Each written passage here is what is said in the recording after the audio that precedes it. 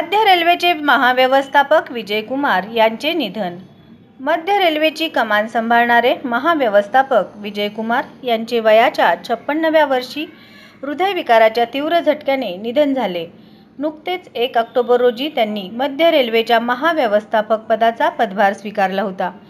विजय कुमार यांना तात्काळ जसलोक रुग्णालयात दाखल करण्यात आले होते. मात्र उपचारापूर्वीच त्यांनी अखेरचा श्वास घेतला.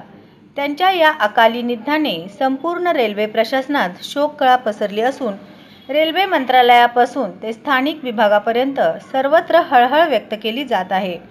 मृत्यूपूर्वी केवळ 4 दिवसांपूर्वीच ते सोलापूर विभागाच्या दौऱ्यावर आले होते. कर्तृत्व, शिस्त आणि सहृदय नेतृत्वामुळे ओळखले जाणारे विजय कुमार यांच्या जाण्याने रेल्वे सेवेत मोठी पोकळी निर्माण झाली आहे.